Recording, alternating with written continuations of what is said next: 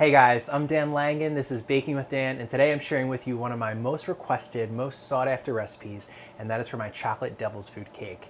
Now, I've been baking all of my life, and I've been making chocolate desserts since I've been baking, and chocolate cake was always on my list of recipes to perfect. I've tried chocolate butter cakes, oil-based cakes, devil's food cakes, chocolate cakes with cocoa, chocolate cakes with baking chocolate.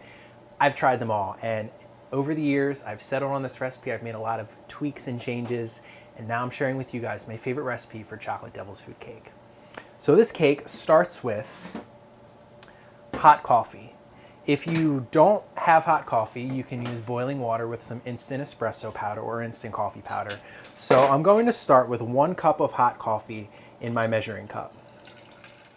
Into my hot coffee, I'm going to stir some semi-sweet baking chocolate and my cocoa. I like to use a high-fat European cocoa that's about 22% cocoa butter because I think it makes really rich chocolate desserts, but just use the best quality cocoa that you can get.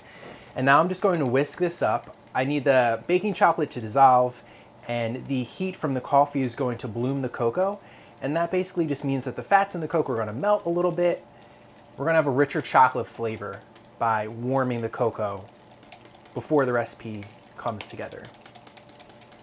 So I'll give this a whisk, make sure all of the chocolate's dissolved, make sure there are no chunks of cocoa, and I'll just set this aside to cool for a moment. So in my stand mixer bowl, I'm going to sift together some all-purpose flour, white granulated sugar,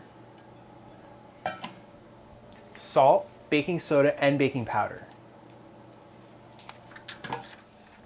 And then I'll whisk this all together to make sure that my leavening and my salt are nicely combined with my sugar and flour. Mixer bowl goes on the mixer.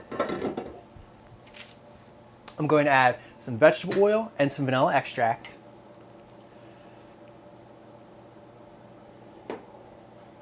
Two whole large eggs at room temperature. And now I have some buttermilk and my coffee cocoa chocolate mixture. And what I like to do here is just leave my buttermilk cold out of the refrigerator, and then when I stir it into the coffee and the cocoa, it'll kind of cool it down just so I'm not adding too much heat to this cake batter here. So the heat of the hot coffee or hot water and then the chill of the buttermilk, they kind of cancel each other out, and now I'll just have a nice lukewarm liquid mixture here. So into my mixer bowl with my rich chocolate and coffee mixture. You want to scrape all of your liquid out here. You don't want any of that baking chocolate or cocoa left in your measuring cup.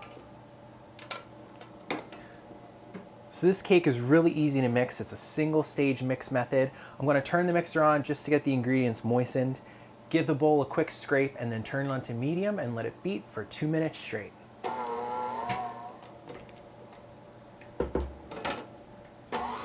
So after 2 minutes, this cake batter is ready to go into pans. So I've greased 3 8-inch round cake pans, and I have my oven preheated to 350 degrees. So I'll just divide this batter evenly between the pans. So usually I like to use a scale for this process. I weigh about 1 pound of batter into each pan.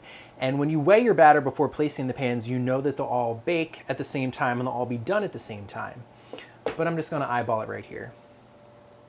You can see how rich and velvety chocolatey this batter is. I just love it. The combination of the cocoa, the baking chocolate, and the coffee really makes for a really rich over-the-top cake. This is a really moist cake. It's really fudgy. It's really decadent. It's wonderful. So these cakes should take about 25 to 30 minutes to bake in a 350-degree oven, and we're just looking for a toothpick inserted into the center to come out clean. They won't really spring back when you touch them because it's an oil-based cake, but you don't want them to sink down either. So do the toothpick test and make sure a toothpick comes out clean before you take them out of the oven. So after about 20 minutes, we're going to turn these out onto cooling racks to let them cool completely. So we'll just place the rack right on top and then flip the cakes over. And if you let them cool long enough, they should come out without sticking to the pans.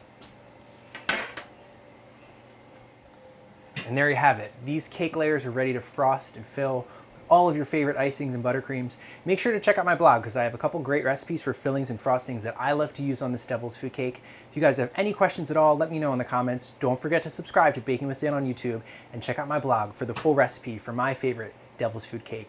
Until next time, happy baking and stay sweet, guys.